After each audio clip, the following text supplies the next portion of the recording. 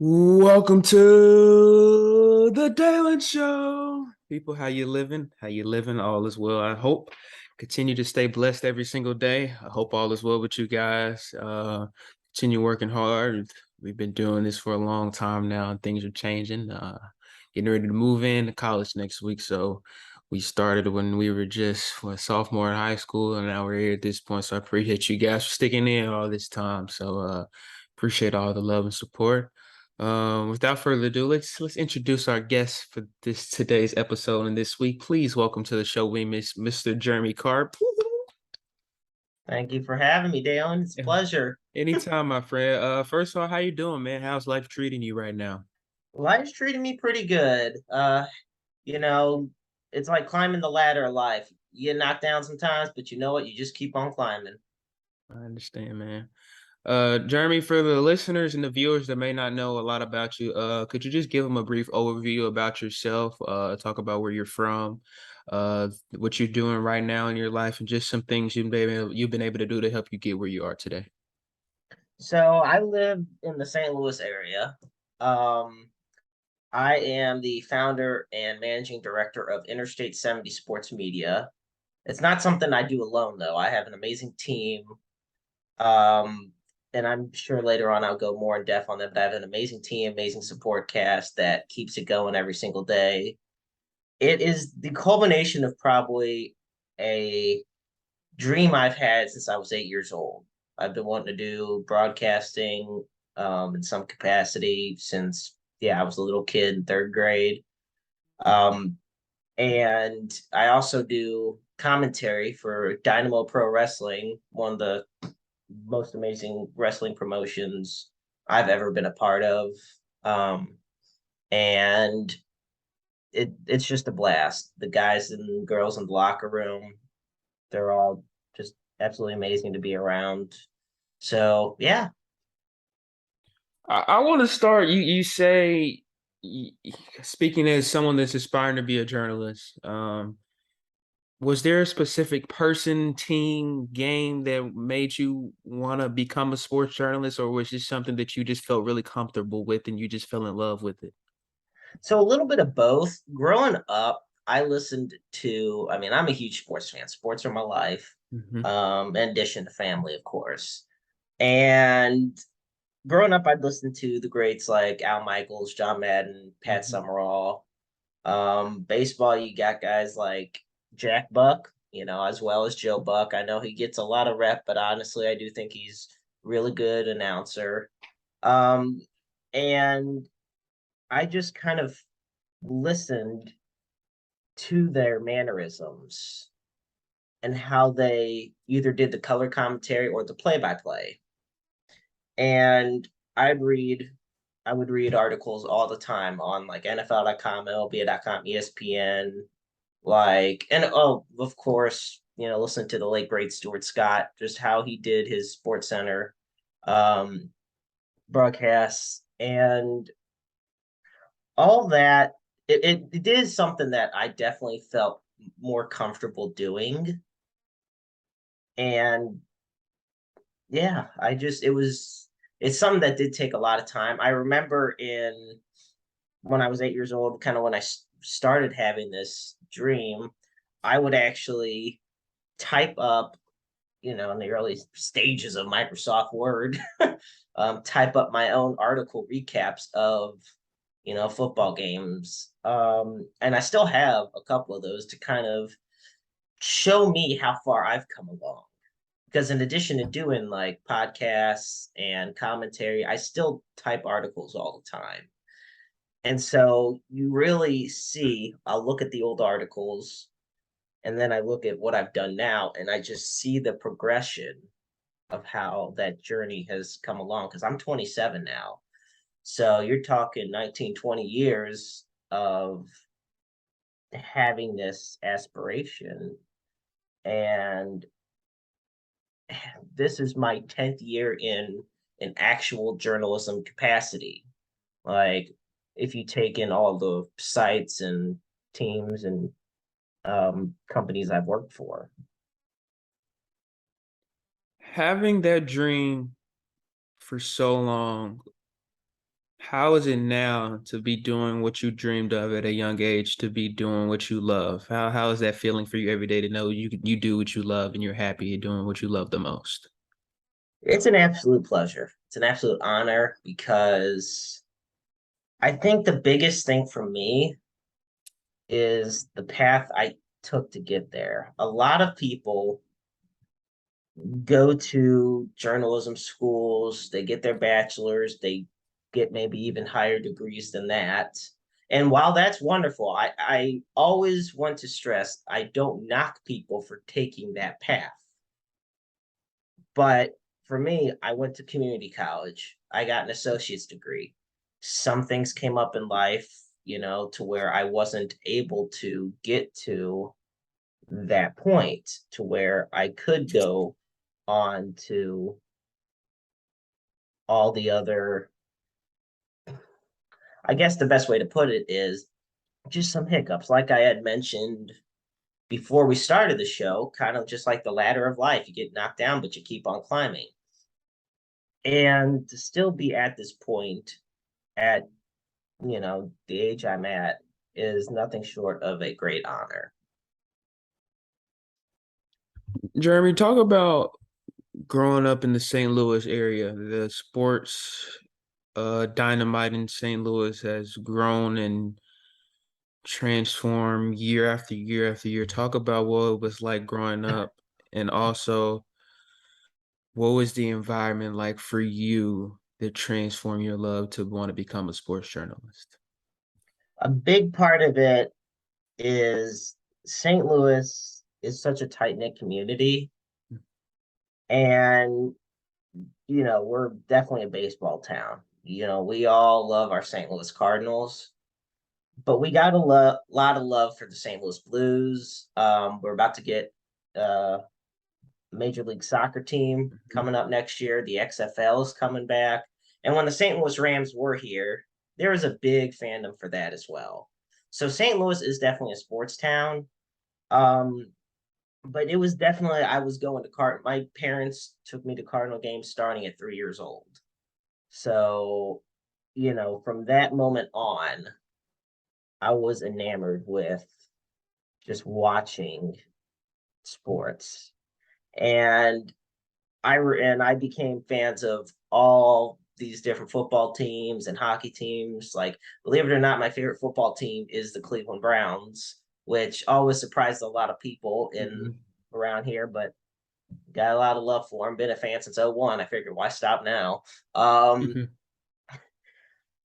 but yeah, grown up, just always keeping track of the sports throughout the seasons. I would always, we'd go to the library in elementary school, and I'd be the one always checking out sports books.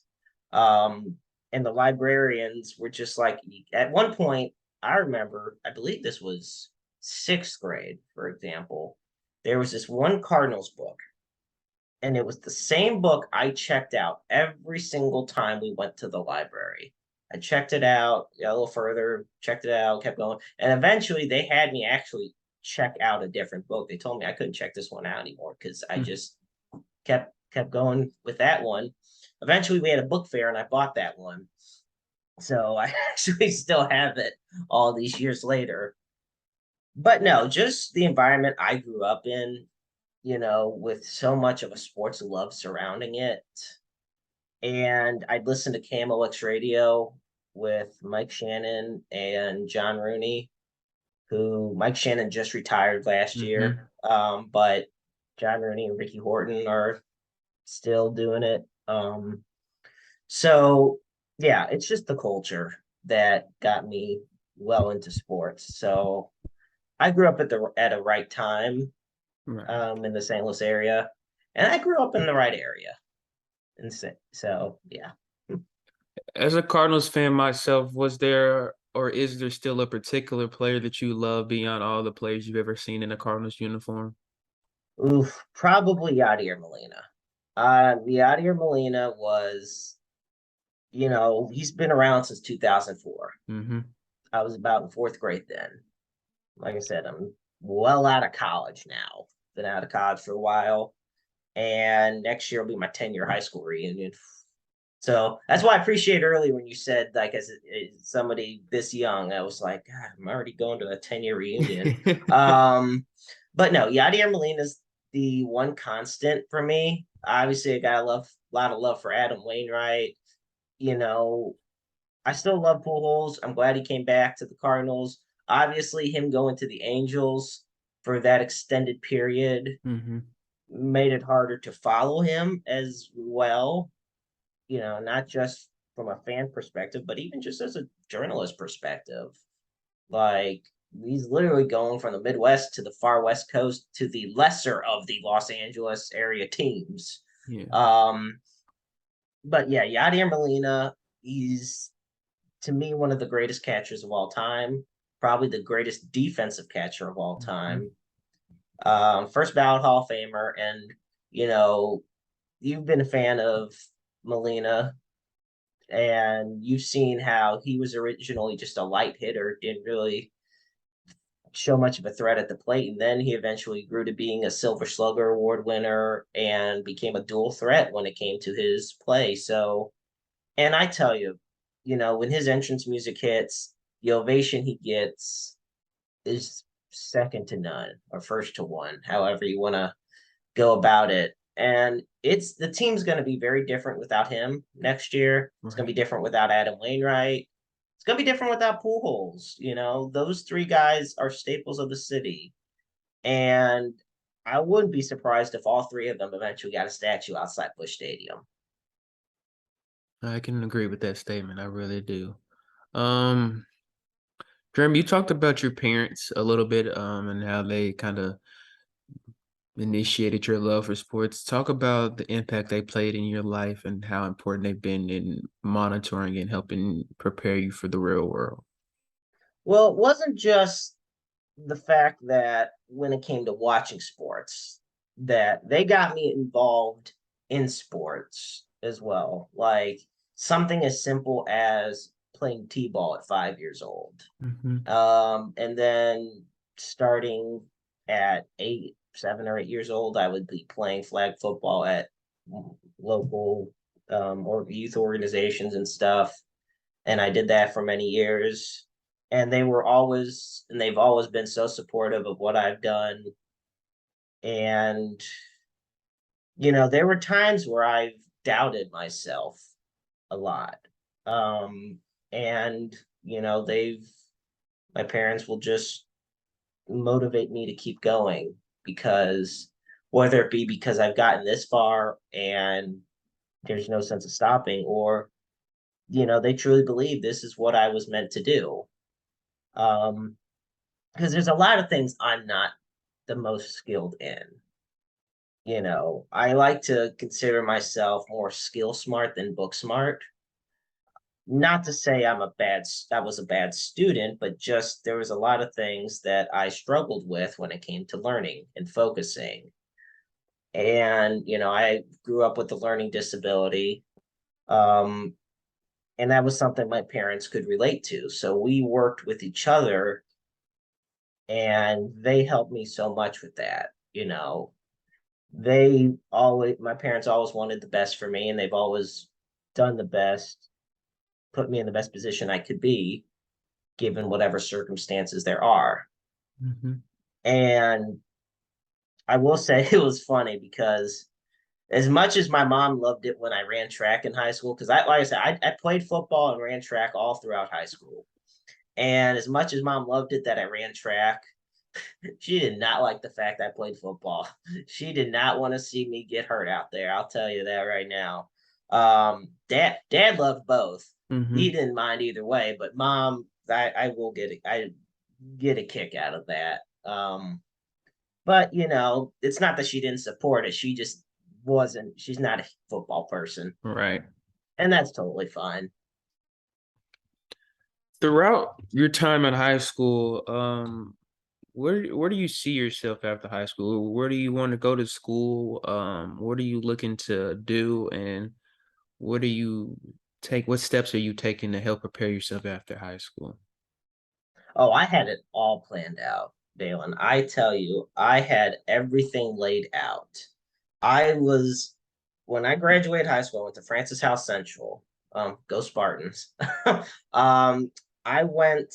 My plan was this: go to SCA, St. Charles Community College, for 2 years, transfer to Mizzou, go to the School of Journalism, Mhm. get a bachelor's degree. I had mentioned earlier in the interview about why not knocking people that go that route, because it's a very good route to go. You graduate from Missouri School of Journalism, like holy crap, like kudos to you. I know a lot of people who've done that, and they've gone on to live successful lives, have great careers. Um, but one day, this was I believe 2014, I was driving home from school, and I wake up in an ambulance just out of the blue. Turns out I had a seizure while driving, and crashed my car into a ravine. Couldn't drive for 6 months. I threw my life out of control, and grades started to drop. Just everything became derailed. Um, so that was a big, you talk about life throwing curveballs. That was like a 100-mile-per-hour heater to the face, and I it definitely changed a lot of things for me. And I definitely went a different route than I had originally planned out of high school. And I had to adapt to that. I had to really adapt and, call an audible and figure out, okay, well, and like I said, I go into the part that I'm not the most book smart person out there. And the School of Journalism has very high standards, as they should. It's not supposed to be something that everybody could just get into. They want the best of the best. So, but in high school, I had it all planned out. It's just that it didn't turn out that way as far as where I envisioned myself in college and afterwards. How do you feel like you responded to your accident and the 6 months you took to recover and adapt to life afterwards? And also, what did you learn about yourself throughout that time that maybe you wouldn't have gotten to learn about yourself if those things wouldn't have happened? So I definitely learned a lot. Those 6 months were the longest months because at the same time, it wasn't just that one. Now, a lot of people are born with epilepsy. So they started having them when they're a baby or early toddler years. I did not have my first seizure till I was 18 or 19, whenever that accident happened. Um, and during that 6 month period where I couldn't drive, I had multiple seizures and multiple hospitalizations during that process. I remember one time, this was in the winter, and I was outside in the snow waiting for my dad to pick me up because I couldn't drive. And next thing I know, once again, I'm in the hospital or I'm in the ambulance, had another seizure. Just, I have the type where you go unconscious. Um, and like I said, I was in the hospital probably 4 more times over the next year or something, had 5 more seizures, and we tried different medicines and nothing was, no, we're trying to figure out what combination would work. And physically and mentally, it just became exhausting. It really made me question a lot about myself, about my life in general, even about my faith. Like I'm Jewish and I questioned a lot about God. Like, how could this happen to me? And there's an old saying where he gives his toughest battles to his toughest soldiers. And I also, in addition to my parents being there for me, the support that I had from my close friends who are like brothers to me. I'm an only child, so these guys are like absolute brothers to me. My grandparents, the support I have around me, I wish that everybody could have that type of support. Um, because I probably wouldn't be here today if it wasn't for that. Um, but along the journey, I definitely really learned a lot about myself as far as how strong I was, not because of just me, but because of who was around me. They wouldn't let me give up. So why would I let myself give up? And so once I was cleared to go, and drive, it all was like, once again, going back to the whole Audible thing, really coming up with new plans, new scenarios. And all the while this is going on, I'm writing for different websites and, connecting with a bunch of people in the journalism world. I hosted my own podcasts back then. Nothing, I mean, it wasn't anything that was as big as what Interstate 70 Sports Media is now, but it was a start. Mm-hmm. It got my name out there. I've recorded in a studio in the Central West End, but I've also recorded in a closet at a friend's house. That's the scope of how the spectrum, basically, of like how I've come along. Um, but you do learn a lot when you are limited to what you can do. Uh, I know it was just a couple months ago I had another one of those accidents and seizures. And I can tell you, I reacted a lot better, as much as it was stressful now. Um, I definitely was able to react better to it now than I did 8 years ago. That's good. Well, we wish the best for you, my friend. Thank you. I know thank you for sharing that. I know that sure that's a very sensitive topic for you to talk about. So I appreciate you for your honesty. Talk about your goals after college and why you began starting to write for websites and you began your own podcast. What was your mindset to start doing these things, and what were your end goals for them as well? So the first writing job I had gotten it was actually right as high school had ended. I got a message from a friend of mine, and my friend Danny, he had tagged me in a Facebook post from this website called Arch City Sports, and they were looking for writers. And Danny knew how well I was connected with this. Um, and so it could have been either of my friends. It was either Dan or Danny. Both of them connected me to Arch City Sports in one way or another. Um, Shout out to both of them for being such dear friends for a long time. And nevertheless, what happened is I talked to the guy in charge of the website, and back then it was just starting out as well. And I saw a chance to really help out, put my skills, whatever skills I had, to the best of my ability for them.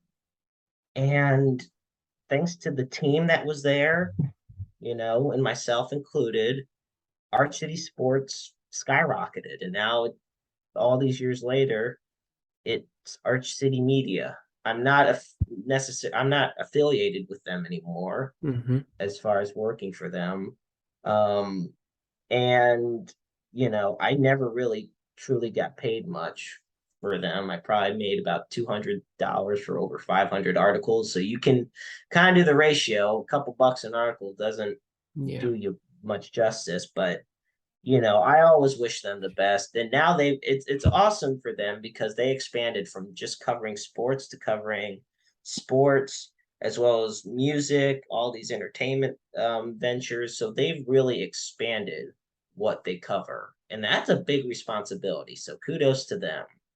Um, but then I was able to work on other connections. I eventually started writing for Channel 5 out here in St. Louis, KSDK. Um, I met, I was able to get on LinkedIn, connect with some other gentlemen that led me to a gentleman by the name of Kevin Harvell, who I cannot thank him enough for this, what he's done for me in my career. Um, Luke Roberts with Dynamo Pro Wrestling, what he's done for me in my career. The gentlemen like them, I would not be doing this interview today without their guidance, their friendship. Um, and yeah, as time went on, I had visions of wanting to do something on my own, not necessarily solo, but just saying to myself, you know, I want to be a leader. Mhm. You, I it's not so much that I disliked where I was before, but I figured I had all this experience. I worked under so many great people. I wanted to put what I had to the test to see how well I can help lead and the impact I can make on a broader scale. And, you know, I I communicated with some friends of mine and some longtime people in the journalism world that I know I could trust. And we put the pieces together for Interstate 70 Sports. Now, originally, I'll say this quickly. Originally, I 70 Sports was a podcast. It was just a podcast. But, and it was just, we had a Facebook page for it. But then one day, after the Blues won the Stanley Cup, I made a post talking about the Chiefs winning the Super Bowl, the Blues winning the Cup, and then about the Cardinals, hopefully, which they didn't, win the World Series. And that post got over a million. It reached over a million people, and then I'm like, Wow. damn, I might have something here. Like if I can reach a million people, you never know what can happen. And like I said, just put the pieces together, working on the steps, and Interstate 70 Sports Media was born. I know you wanted to talk about your team a little bit earlier. So go into how you guys met and gathered together to create Interstate, and also talk about what it was like at the beginning of creating your own business and now what it's like at this point where it's beginning and how it's kind of peaked into its prime. So the first two people that I met that are part of our team is Eileen Holder and Zach Breckel. Um, I've known them since high school, and they are two of the nicest, most caring people you can meet. They have hearts of gold, and they're very passionate about what they do. Um, Zach was the first person I communicated with in regards to having a partner to be alongside me on this because I knew one way or another I could not do this by myself, nor did I want to. That's something that you're not really going to succeed long term if you do it by yourself. And mentally, it's just very taxing. Hell, I have a team alongside me, and it's still taxing on me. That's just life. But Zach was more than willing to work alongside me. Um, Eileen was ready to roll with doing social media stuff. She's a very creative person, great in getting engagement from folks. Then came trying to get gentlemen that or ladies that for broadcasting, for podcasting, get shows out there. So then I thought to myself, okay, look at guys who I've interviewed in the past. I look at the shows I did in the past when it was the Jeremy Karp show, when I was at Central West End or when I was recording in my friend Tyler's basement. So excuse me.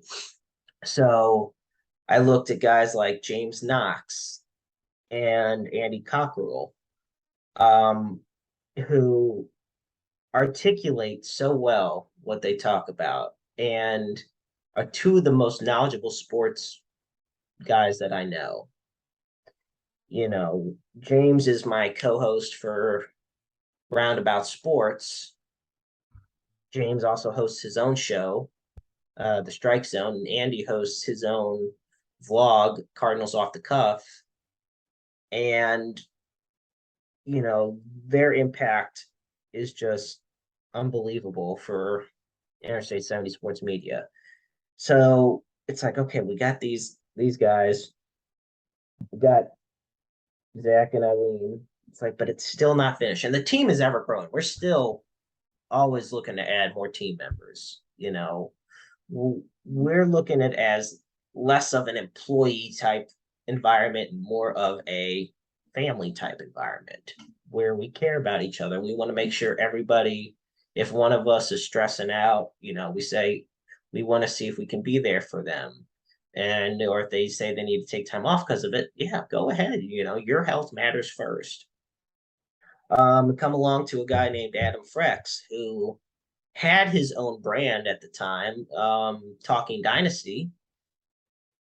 Excuse me. And Adam, I met Adam through another podcast that I'm a part of. And I really wanted to spend some time giving them their own like section. And that's the gentleman at the Wrestle Talk podcast. They're life changing for me. So you got, Renee, the Night Owl, Nightmare Jones, Hoss, Big Sexy Chris Rodell. These guys, because I'm a big pro wrestling fan, as you could tell. And Luke Roberts is a big part of that as well. All these guys and Sonny Money Mayo, everybody that is a part of this. And I do have one more. We have Richard Dick Douglas, who's also a part of that show. So everybody, like the Wrestle Talk podcast was where I got a truly weekly show start. I went from being a recurring guest to one of the main hosts on that platform. So as far as podcasting outside of what I did, out of what I created was concerned, they're the ones that gave me that platform. Mm-hmm. So once again, they're the ones that were and are still huge in my life. Going back to and actually at Renee is how I met Adam from Talking Dynasty. So we set up a connection and Adam joined the team. And you got Parker, who's an, such an intelligent man, a huge sports historian, published author. He knows stuff from the 1800s that I couldn't ever even imagine. Like, and it's not your ordinary stuff that you look on Wikipedia. He goes deep into the history of the game of baseball. And Alistair Fennell, who is a football guru. And this is coming from like a football addict over here.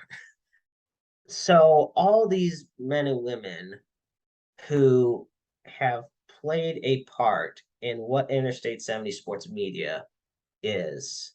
We've been viewed in over 80 countries worldwide on the website. Our podcast, we're finally the YouTube channel. We have Dynamo Pro videos on it, but we have our podcasts on there. I'm looking to get more content on there as time goes on, but our page has over, oh gosh, 4,900 follows. Roundabout Sports, Cardinals Off the Cuff, Talking Dynasty has a great share of follows and likes as well. So all of that, and I know I've probably been rambling, but it's the pieces of the puzzle here. And the message I want to get across, the big thesis of it all, is that I've not gotten to where I'm at by myself. I've gotten, there's a lot that I've done by myself, but it's who I have around me that keeps it going. I want to ask you, you gave a lot of important people that have helped you get where you are within the show. What's a piece of advice that you would like to give to people listening that you've been able to learn from those peers around you that you would like to share? I think the biggest piece is that, oh, there's multiple that I could come up with, but here's one. Don't step on anybody going up because you'll meet the same people going down. I like That's what I like to look at it. I try my best to be fair enough to where I listen to all the ideas. I don't want to be the bad cop, if you will. And I know sometimes being too nice can definitely bite you in the butt. Um, so I try to find the fine line. But definitely, everybody plays their part. Everybody is a reason for the success. Just like at the Wrestle Talk podcast, everybody has played their role to where, I mean, we've had guys like Matt Seidel, Cowboy Bob Orton, Jacques Rougeau. I mean, we've had Hall of Famers. We've had up and comers on the Wrestle Talk podcast. We've had that great balance. Herb Simmons, who's probably my favorite guy to interview. He is just an absolute blast. I could talk to him all day about the history of wrestling, and especially in St. Louis. You know, but you cannot take anybody for granted. That's the big that's the big thing. The whether it's in your family, whether it's with who you work with, you can't take any of them for granted because you don't know what the next day may bring if you're there the next day. I like that a lot. I like that a lot. Um, as a big wrestling fan myself, Jeremy, I would love for you to talk about how you got involved with Dynamo and what's it just like being in that environment and learning from people that are around you and love the same thing that you do. So I got involved with Dynamo. The first time I met Luke Roberts, and Jim Young from Dynamo was back in, oh goodness, probably 2015. I was still a member of Arch City Sports at the time, and I was trying to get advertisers for the site.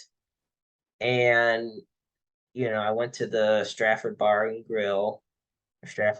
and Grill back in Fenton, because that was like Dynamo's main place where they'd put on shows. Those were fun shows to go to. I'm gonna tell you right now. Um, and I met Luke, met Jim. We talked, and at that moment, I'll be honest, I was caring less about getting advertising for Arch City and more just interest in, like, this is these guys are so great to be around. Both have been in the business a long time. And, I grew up watching wrestling. My grandpa, both my grandparents and my late great grandparents, they grew up watching wrestling.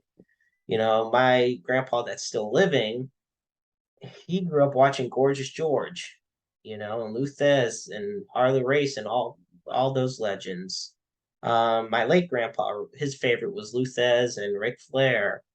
Um, my mom had watched wrestling, and so there's so many family members that have watched wrestling, and like I had mentioned, like my closest friends, we wrestling is like in our blood. We grew up watching wrestling. I started watching probably when I was 9 or 10. Um, and we had our backyard wrestling league and everything. So it was interesting just when the time came that I had the chance to be a part of Dynamo Pro in a commentary role. But I'd be back in the locker room, meeting everybody. But calling matches, just being in the environment, I tell you, it is surreal because what they put themselves through. inside the ring, it is hell. I tell you, like, you know, it's not every person can do that. It takes a lot of training and a lot of skill, and most importantly, a lot of heart to go in there and really entertain the crowd as well as they do. And that's why it takes a long time to really become a professional wrestler. I think I adapted well for commentary just because I've done so much stuff in the past as far as commentary goes. And look, also, I'm the type of guy that would, as a kid, when Madden was on, I'd be playing, like when I'm playing Madden or playing like a WWE game or something, I'd be doing commentary for that. Like, so yeah, I'd listen to like Alan John on a Madden game and just kind of learn from that. So yeah, it's surreal to be a part of Dynamo Pro. The wrestlers have been nothing but awesome to be around. They were welcoming from the start, and I tell you, it's just amazing. I'm just so thankful and blessed to be a part of it. Like Dynamo Pro, some of the best in the Midwest you will find. And there's so many other promotions in Missouri and around the Midwest that have such great talent that a lot of Dynamo Pro wrestlers work with. So it is one big family. And I'm just proud to be part of it. I don't want to take up too much of your time, but I really your stories are so intriguing and you have learned and grown so much.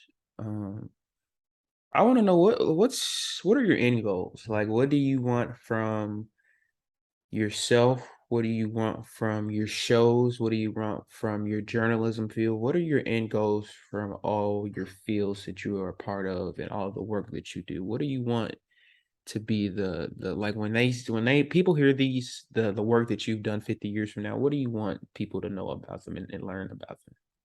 So whenever I close one of my shows and whenever I close like a speech or something, um, this is the quote I always, and I promise you're not taking up um too much of my time. So it's like I said, it's a great honor to be on the show. And but the end quote I usually have with these speeches and on the shows is that life is a book full of empty pages just waiting to be written in. Make your lives worth reading. So for me, we don't know how long we have on this earth. And I've definitely been testing that a few times with what's happened to me.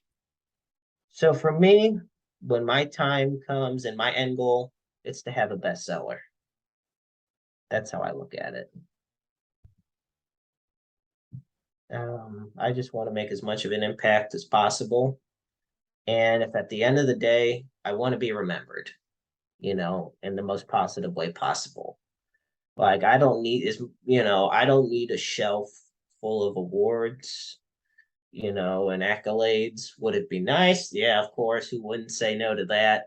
But at the end of the day, when my time comes, if people afterwards can remember me for what good I've done or what good I've done, that's what matters in the end. I appreciate that. I kind of do the same thing on my show.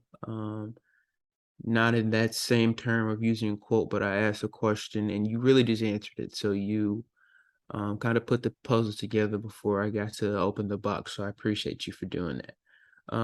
I want to ask you, you talked about your giving advice from people that you work with and your peers.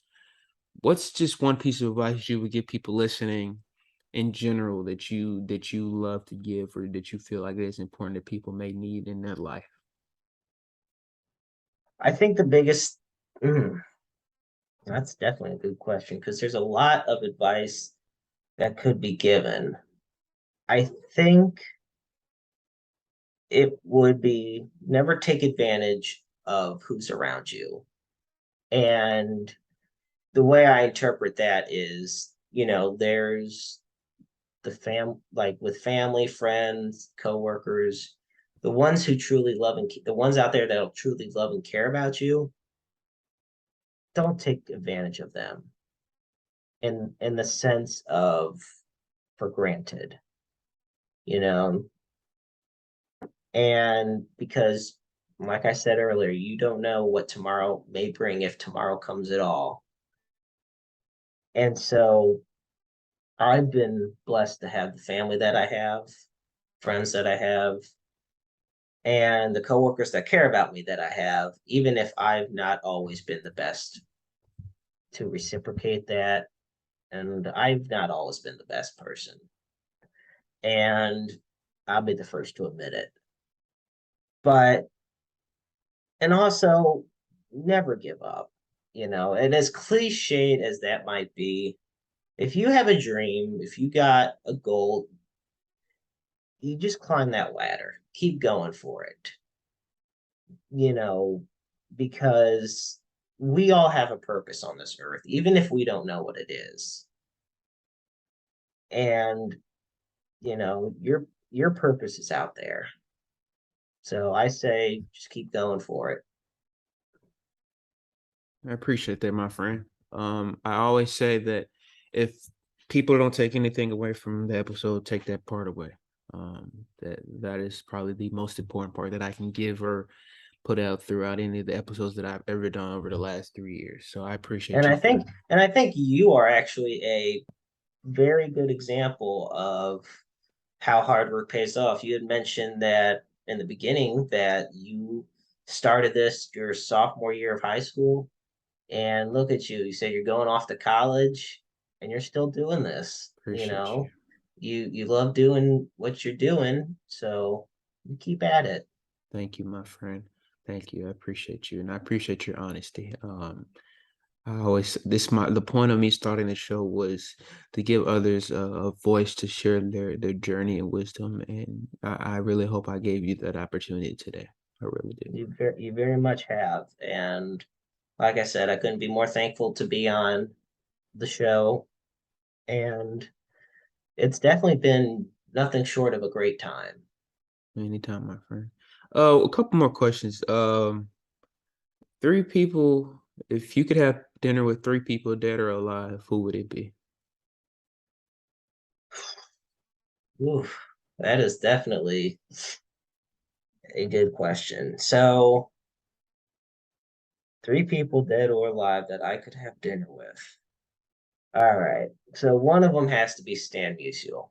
Um, Probably, the stories are legendary about how nice he was. I actually got a chance to. There was during the All Star Parade in 2009 when the game was held in Busch Stadium. They have this picture where his golf cart. He was in a golf cart going around the stadium, and I kind of jumped out in front and got a kind of close picture of him. So definitely Stan Musial. Oh goodness. I'll go with celebrity here.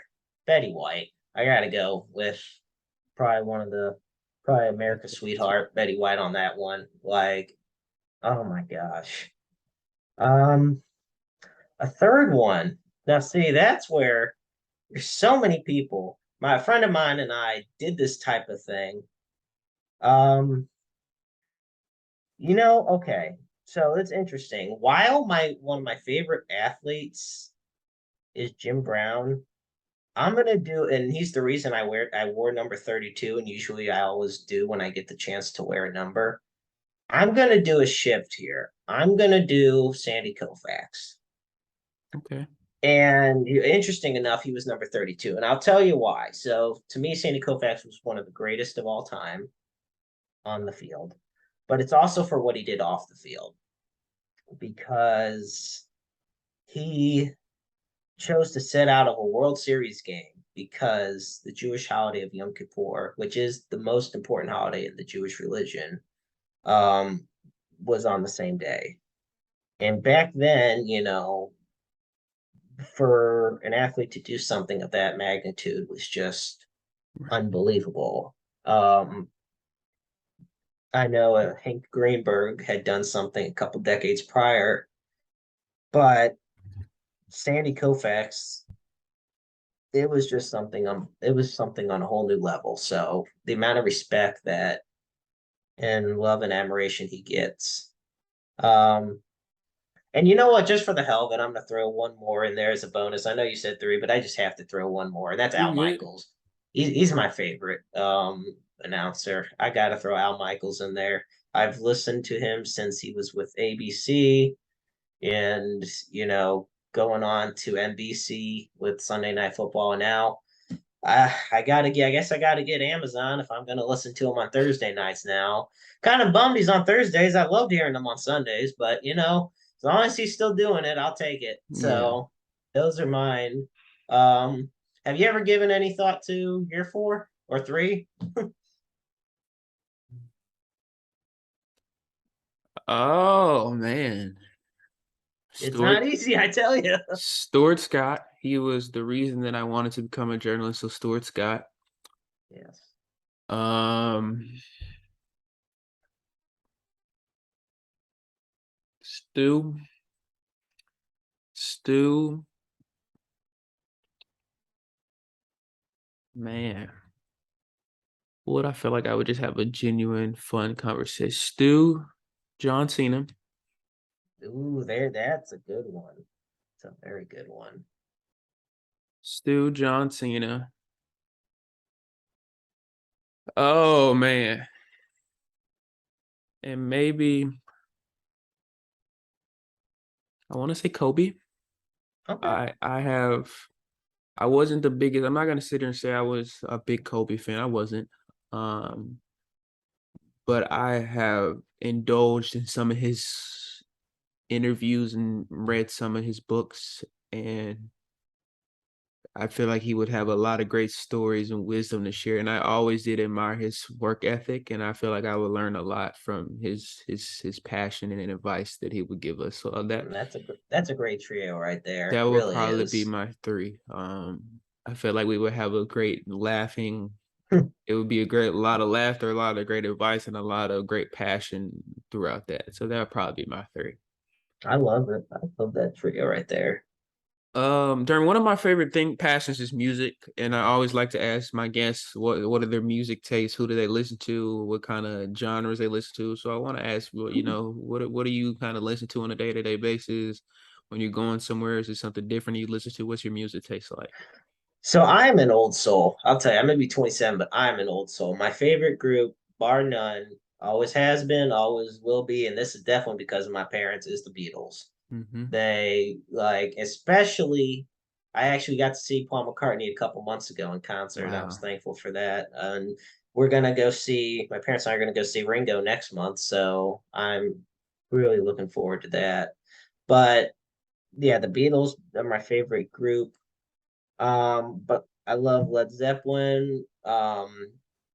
It just ranges, but at the same time, you get the soul, you get Stevie Wonder in there, Ray Charles, like guys from either Atlantic or Motown Records. And then even more newer music like Bruno Mars. I like Imagine Dragons. It just runs the decades. I'm my cousin likes to say I'm a radio baby because I just run all genres. Now, Mm-hmm. I will say things like screamo and like really, really crazy metal, things like that. No, no thanks. I can do without that stuff. But I know people have a taste for it, and that's fine by me. It's there's just so many genres I am a fan of. Normally when I am driving, I'll listen to the 70s, Beatles radio, um, and like classic vinyl, stuff like that. So those are my big genres right there. And it gives me a very good a very good vibe inside. Like probably one of my favorite albums is Stevie Wonder's Songs in the Key of Life. I absolutely love that album from start to finish. And so, it just sets a good mood for me. So those are definitely some of the big key artists and music that I listen to. I like that. I like your old vibe. I'm an old school soul myself as well, so I like that a I lot. love it. I want to thank you again for coming on, my friend. You have meant a lot to me in the show, so thank you for taking your time out your schedule, sitting down with me today. It really means the world to me. Well, once again, Dalen, thank you so much for having me on. I love what you do. I love the heart and passion that you have for what you do. And, the sky's the limit for Thank you. not just the show, but you yourself as a person. So yeah, I hope I get the honor of doing this again sometime. But this has been absolutely great. So I thank you. Absolutely, my friend. We'd love to have you back on, Jeremy. If you don't mind sharing any of your social media handles with the people if they want to follow you or ask any further questions. Okay, so I got a few. This is interesting. So I am on for Facebook, you can find us at Interstate 70 Sports Media. We're on Twitter as well. We're on YouTube. So for Interstate 70 Sports Media, we're on Facebook, Twitter, and YouTube. My Facebook's Jeremy Karp. And my Twitter is at jcarp sports fan one with a K for carp. So I always like to say I'm the fish, but with a K. Um, so I'm on there. Um, I'm on Instagram, but I can't remember off the top of my head what it is. I think it's J Carp Sports Fan 32. That's the best. I do have one called Carp's Cards that shows off my sports card collection. I have a big memorabilia and card collection, so I know that's on there. Um, but definitely on the Interstate 70 Sports Media ones. Give us a like, give us a follow, spread the word, because we'd love to have you as part of the family as we look to grow each and every day. So yeah, it's pretty much runs the gamut of what I could think of social wise. And I will tag and share all of those pages once I post the episode so you guys can find it if you're just following the show to make it easier. One last thing, Jeremy, any shout outs you want to give to anybody? Uh, I mean, it could be endless. So, well, I want to give a couple specific shout outs and then a general shout out. So definitely, first specific shout out to my parents for just being as amazing as they are, never giving up on me. I don't say it enough, but I love them both so much. Um, to my to my close group of friends, they know who they are. To our squad, if you will. Guys I've basically been friends with for over 20 years, which, like I said, when you're 27, it makes you start to feel old when you realize you've been friends with guys for 20 plus years. But it shows you that, lifelong friendships do exist. Um, and my coworker, my friend Andrew, who we share a connection with a lot of things in life. So we stick by each other through the good and the bad.